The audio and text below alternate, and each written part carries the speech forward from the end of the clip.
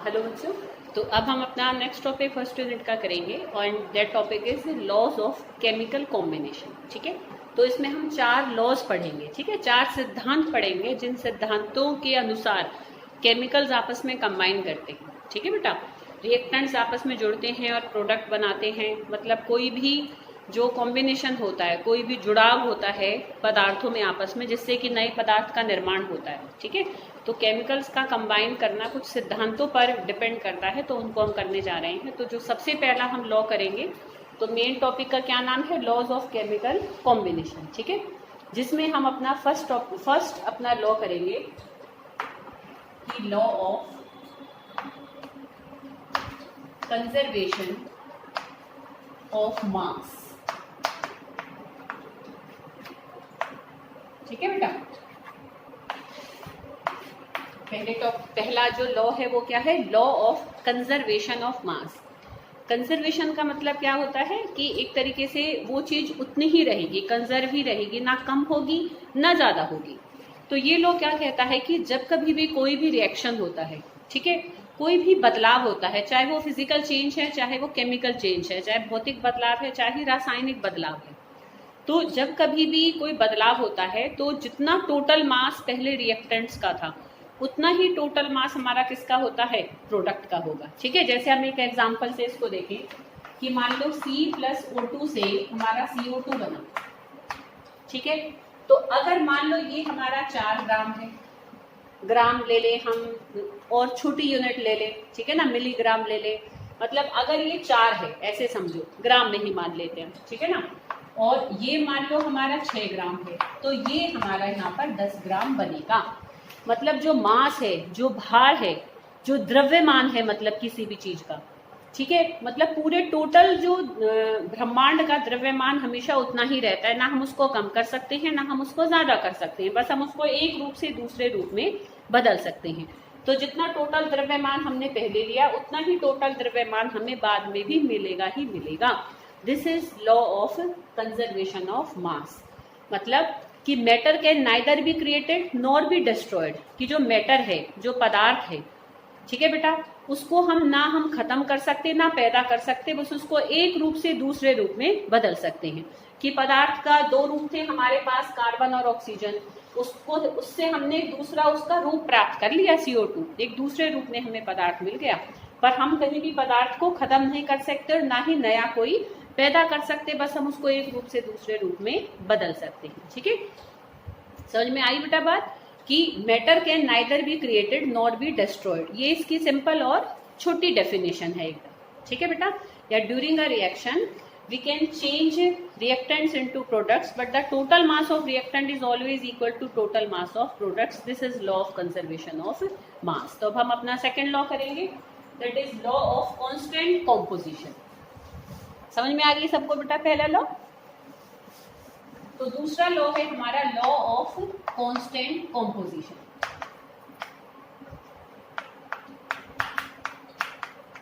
ठीक है, या हम इसको लॉ ऑफ डेफिनेट प्रोपोर्शन भी कह सकते हैं। लॉ ऑफ डेफिनेट प्रोपोर्शन, ठीक है, किसी भी नाम से तुम्हें मिल सकता है। तो ये लॉ देखो बेटा क्या कहता है, लॉ ऑफ कांस्टेंट कॉम्पोजिशन या डेफिनेट प्रोपोर्शन, ऐसे समझो एक तरीके से कंपाउंड वाली डेफिनेशन ही है यहाँ पर।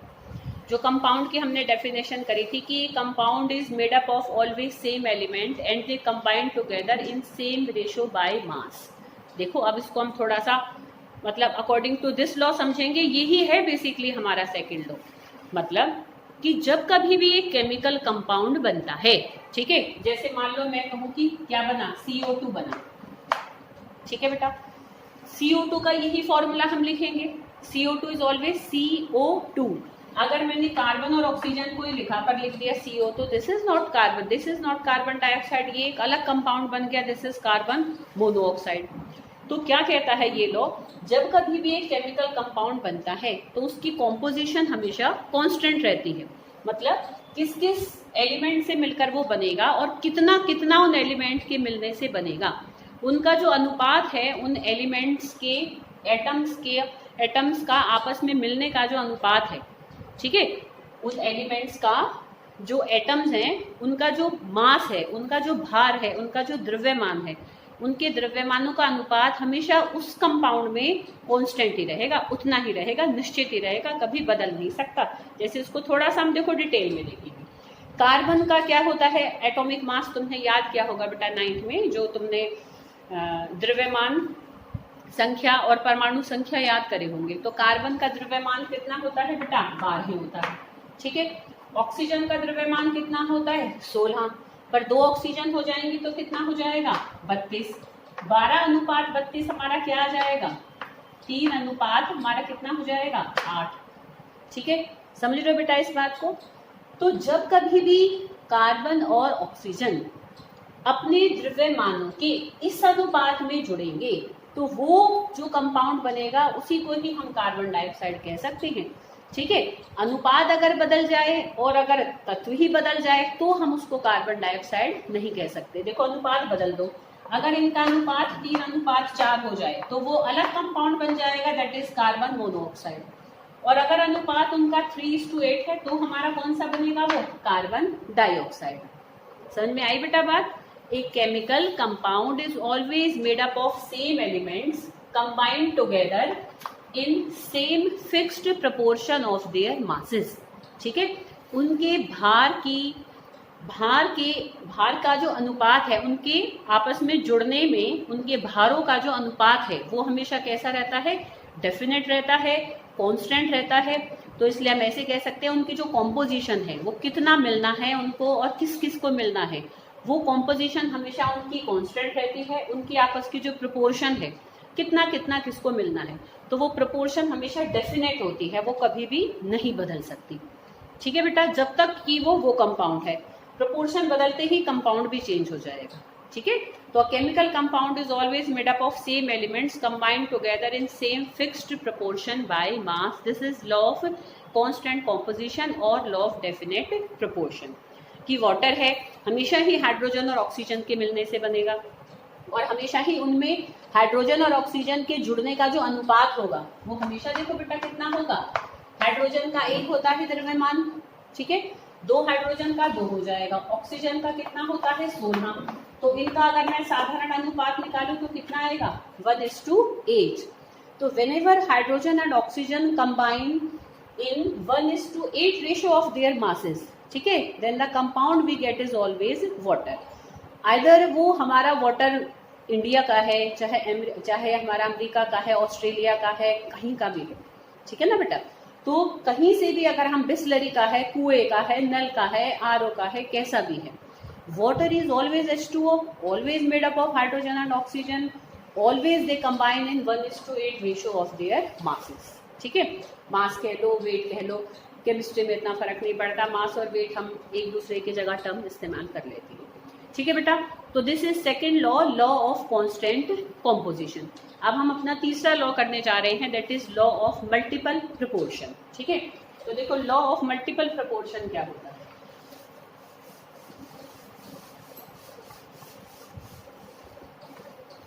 Next is law of multiple proportion.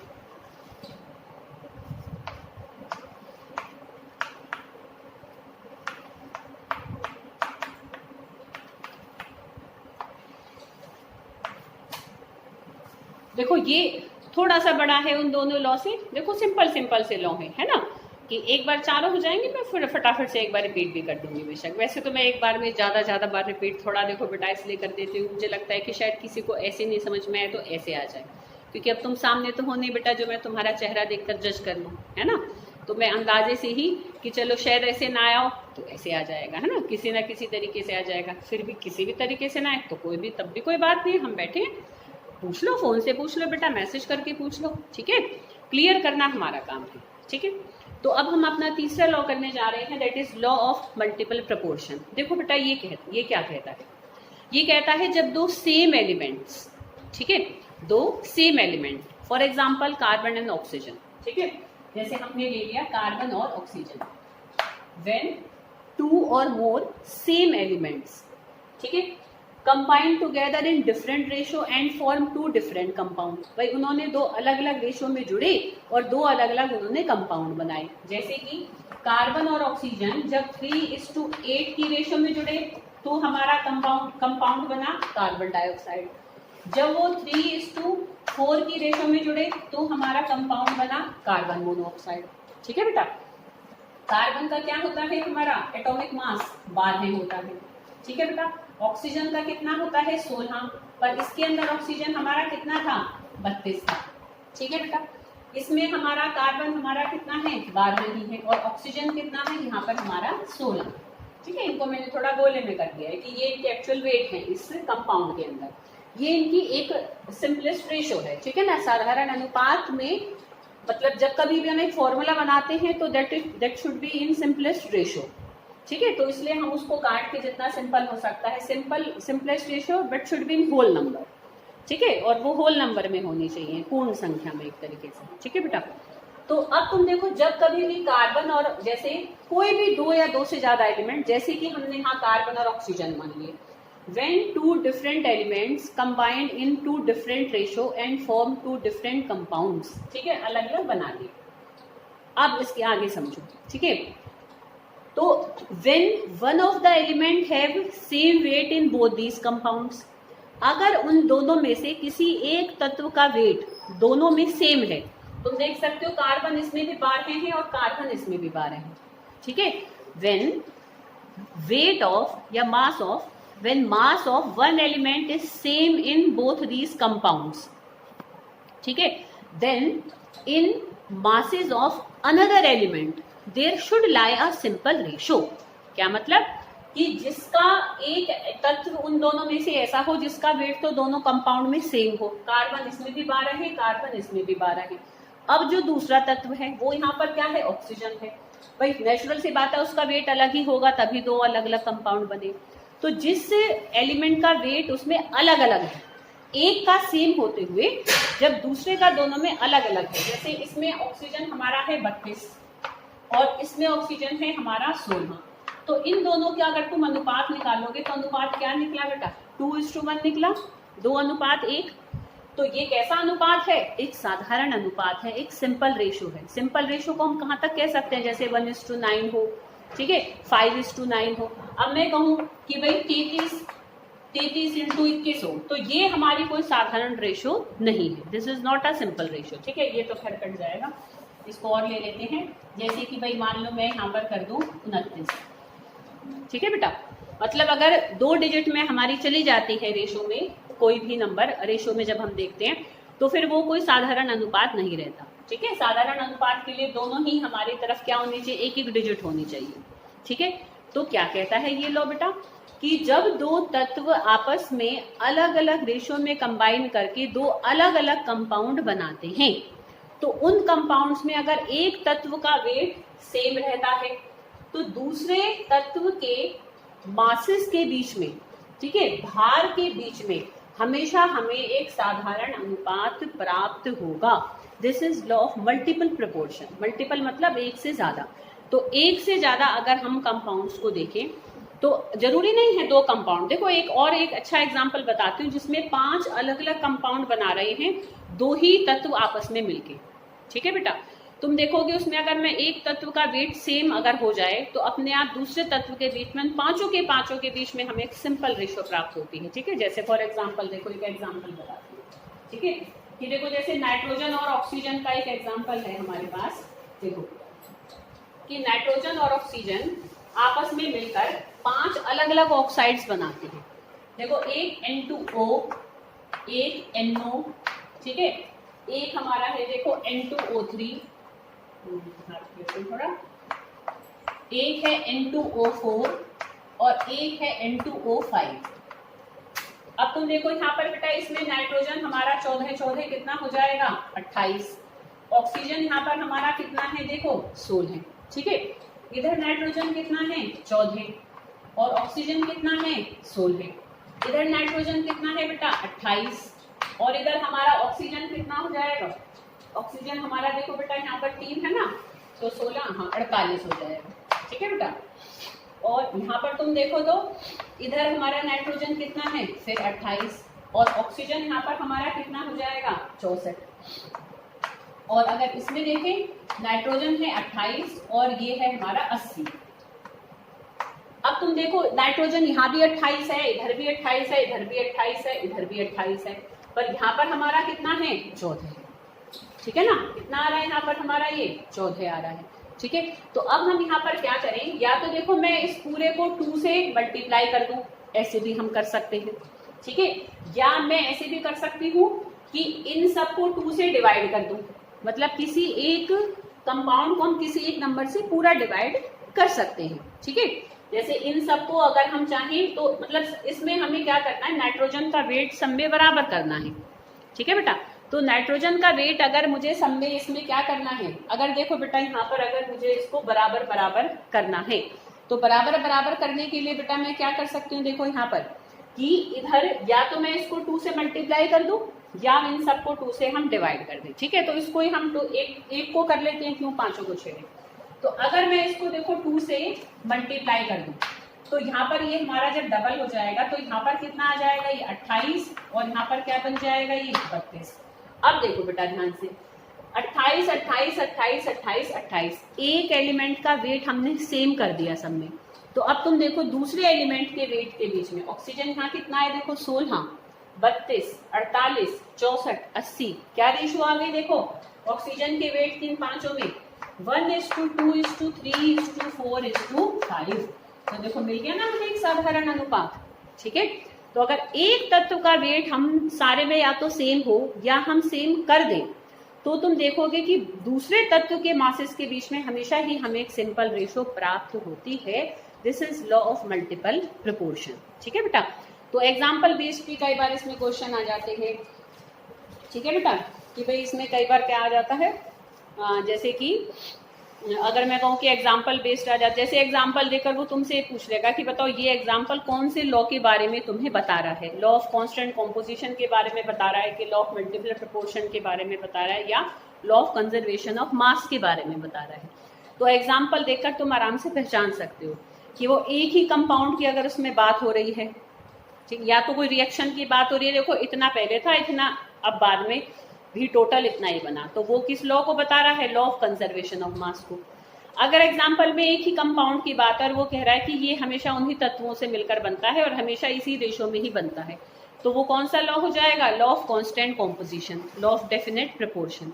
और अगर वो ये कह रहा है अगर उस एग्जाम्पल में 2 कंपाउंड या 2 से ज्यादा कंपाउंड्स आ रहे हैं पर एलिमेंट सब में सेम है, ठीक है, जैसे यहाँ देखो 5 कंपाउंड है, एलिमेंट सब में ही नाइट्रोजन और ऑक्सीजन है, ठीक है, और किसी एक तत्व का वेट उसमें एक जैसा दिखा रहा है वो, और बाकियों की रेशो, बाकियों के वेट्स के बीच में हमें सिंपल रेशो प्राप्त हो रही है, तो सिंपल सी बात है बेटा वो कौन से लॉ को बता रहा है, लॉ ऑफ मल्टीपल प्रोपोर्शन। ठीक है, तो बेसिक तो हमारे ये 3 लॉज होते हैं। एक लॉ तुम्हें और भी मिलेगा जिनके पास प्रदीप्स की बुक है, और प्लीज बेटा ध्यान रखना प्रदीप्स की वो बुक है, नॉट अ गाइड, उस पर कहीं गाइड नहीं लिखा होगा, तुम अपने आप बुक में कहीं भी देख लो।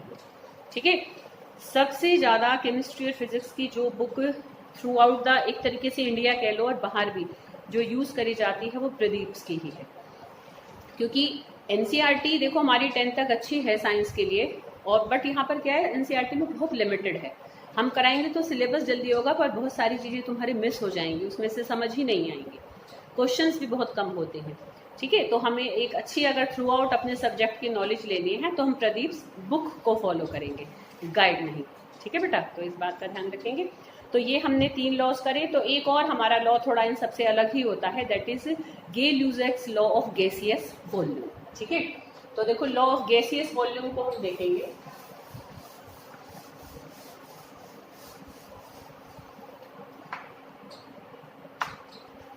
लॉ ऑफ गैसियस वॉल्यूम,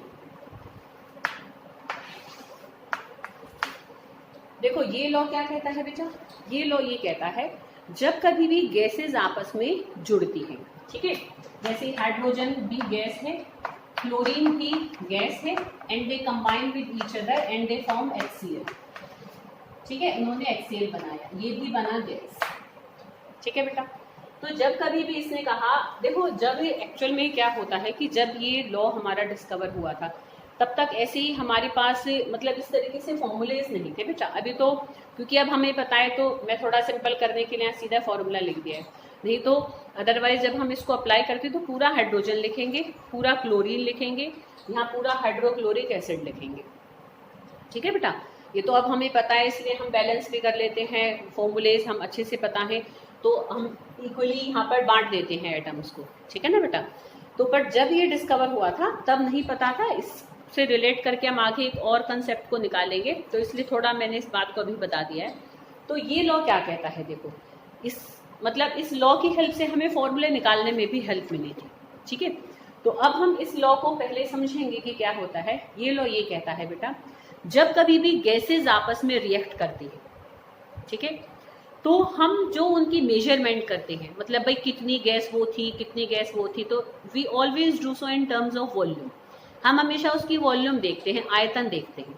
जैसे कि भाई मान लो 10 ml हमने इसका लिया है, तो हमने देखा कि क्लोरीन का भी 10 ml ही रिएक्ट किया था, बेशक 20 ले लिया था, 10 उसका अनरिएक्टेड रह गया था।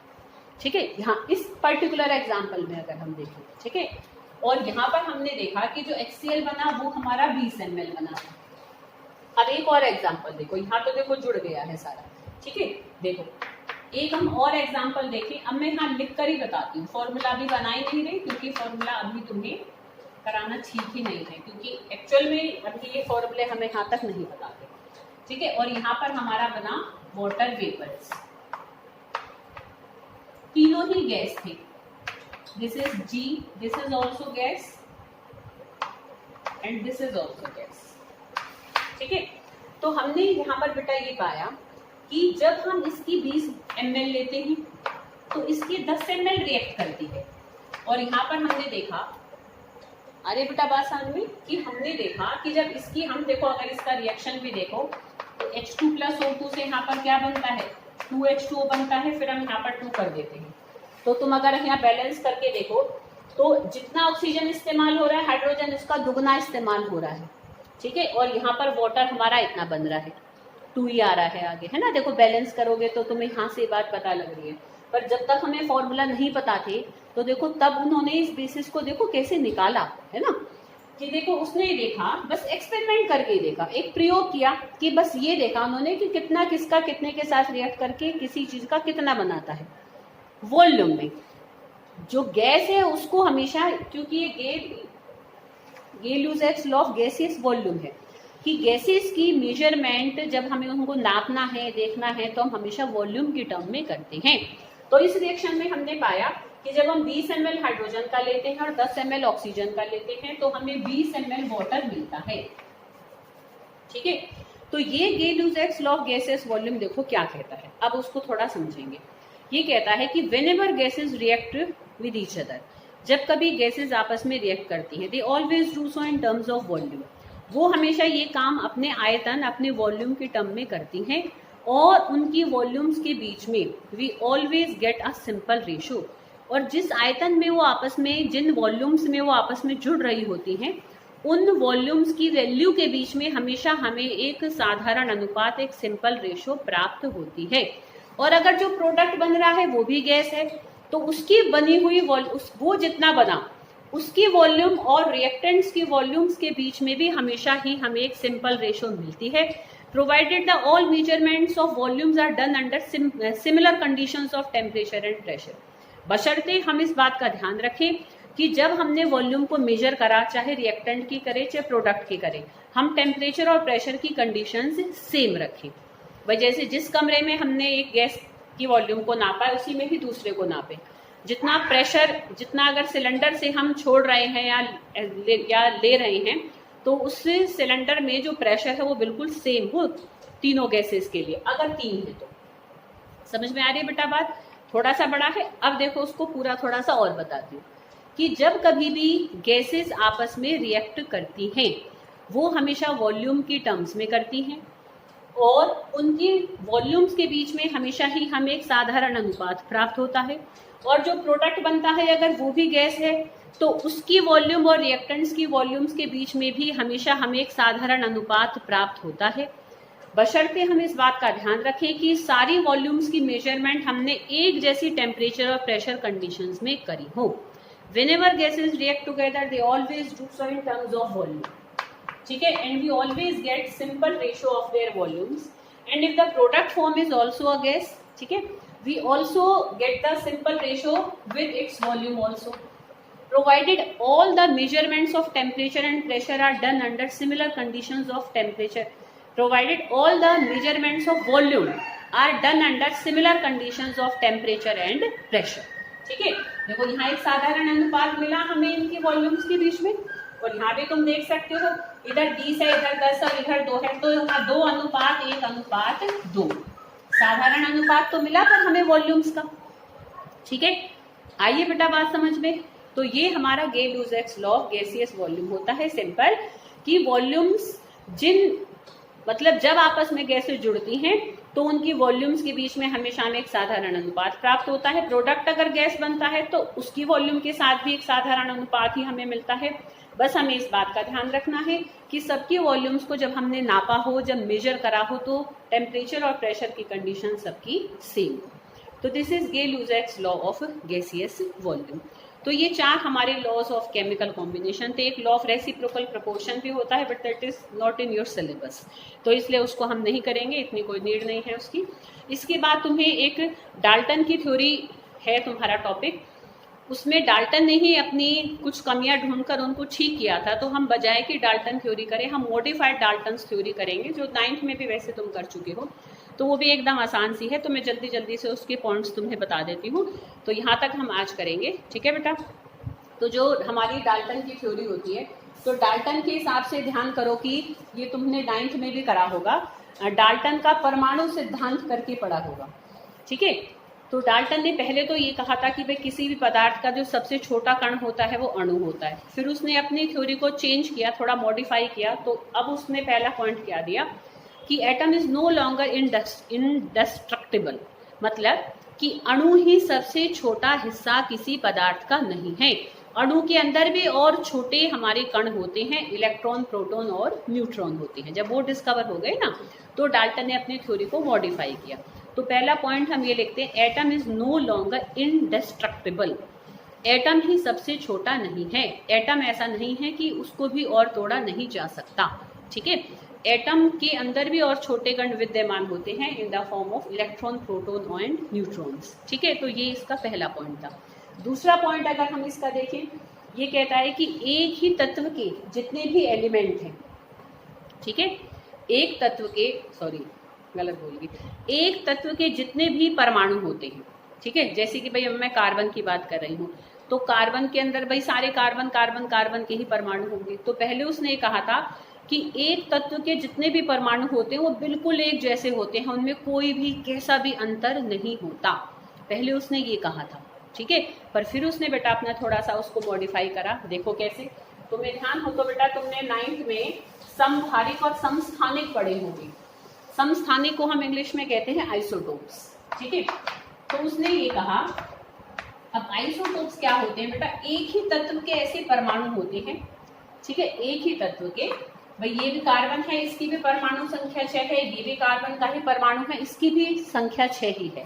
पर कार्बन हमें अगर हम द्रव्यमान की दृष्टि से देखें तो 12 द्रव्यमान वाला भी मिलता है प्रकृति में और 14 द्रव्यमान वाला भी मिलता है बेटा, ठीक है बेटा।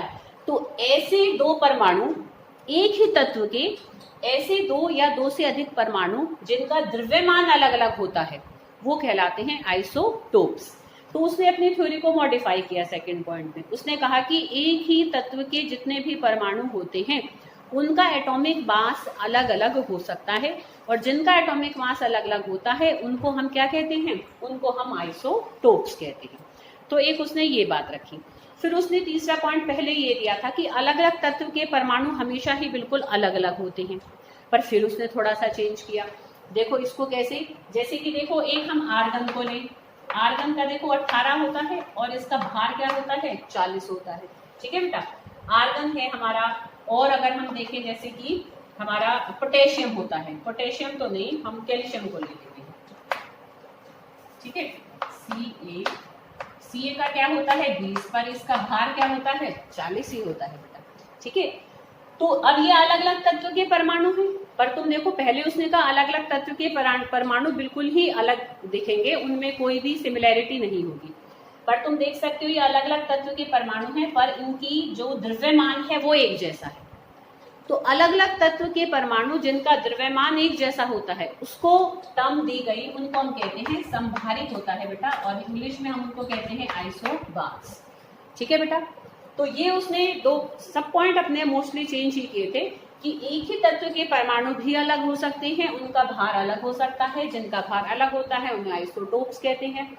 अलग अलग तत्व के परमाणु में भी सिमिलैरिटी हो सकती है, उनके भार में सिमिलैरिटी हो सकती है। तो अलग अलग तत्व के वो परमाणु जिनकी की एक जैसी द्रव्यमान संख्या होती है उनको हम आइसोबार्स कहते हैं। ठीक है, तो ये उसने अपना हमें तीसरा पॉइंट दिया चेंज करके।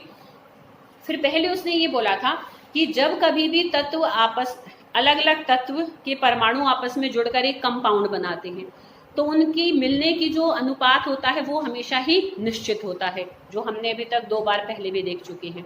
ठीक है, जैसे CO2 है तो हमेशा ही उसके मिलने का भार क्या रहेगा, 3:8 रहेगा। वाटर है, हमेशा ही उसके मिलने का भार 1:8 रहेगा। ग्लूकोज है C6H12O6, मिलने का भार देखो इसका हमेशा 1:2:1 रहेगा। इनके भार का द्रव्यमान हमेशा यही रहेगा। तो उसने पहले एक बात और बोली थी, उसने कहा था जब कभी भी अलग अलग तत्व के परमाणु आपस में जुड़ते हैं तो वो हमेशा वही परमाणु जुड़ेंगे उस कंपाउंड को बनाने के लिए, उनके मिलने का अनुपात भी हमेशा निश्चित होगा, और उसने कहा सिंपल होगा। उसने एक वर्ड और डाला था कि that is always a simple ratio, पर ये बेटा जरूरी नहीं है, रेशो जरूरी नहीं है हमेशा सिंपल हो।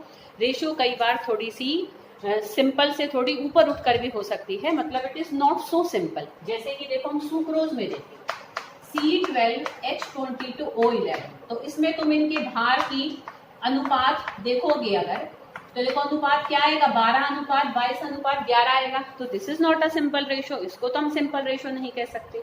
तो फिर उसने थोड़ा ये चेंज किया, whenever a chemical compound form they always combine with मतलब always same elements combined in that compound. ठीक है, the ratio is always constant, ratio हमेशा कांस्टेंट होगी, बट इट मे और may not be simple, simple हो भी सकती है, सिंपल नहीं भी हो सकती। तो एक इसने 4th पॉइंट हमें ये दिया था। ठीक है बेटा, नेक्स्ट उसने ये कहा कि कोई भी जो ये इसने चेंज नहीं किया था, ऐसे का ऐसा रखा कि जब कभी भी केमिकल रिएक्शन होता है तो किसी भी तत्व का जो कम से कम हिस्सा भी उस रिएक्शन में पार्टिसिपेट करेगा तो वो एक परमाणु कम से कम जरूर होगा। ऐसा नहीं है कोई रिएक्शन हो रहा है और कार्बन का आधा परमाणु रिएक्ट कर जाए, कम से कम भी अगर करेगा तो एक परमाणु जरूर उसका रिएक्ट करेगा। An atom is the smallest part of a compound that can take part in a chemical reaction. ठीक है बेटा, तो परमाणु सबसे छोटा हिस्सा होता है किसी भी पदार्थ का जो कि एक रासायनिक अभिक्रिया में हिस्सा ले सकता है।